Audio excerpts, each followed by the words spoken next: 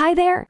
Welcome to our Best Kayak Guide channel. In this video, we are looking at the topic, how to store a kayak outdoors. We highly recommend you to read the full in-depth blog post by go to the link below. So let's dive in. If you are a kayaker, then you know that storage is key. Not only do you need to store your kayak properly to avoid damage, but you also need to make sure it's accessible when you want to use it. There are a few different ways to store a kayak outdoors. In this article, we will look at the process of storing a kayak outdoors in a few different ways. How to store a kayak outdoors. In the full blog post we have written on our website, we have done hours of research and divided the topic into the following areas. Number 1, different methods of storing. Number 2, recommended products. Number 3, how to initiate. Number 4, impact of climate. Number 5, extras to think about, and some related matters. As I mentioned before, we go into much more detail in our blog post about the above topic. Inside that article, we dive into each of the areas above,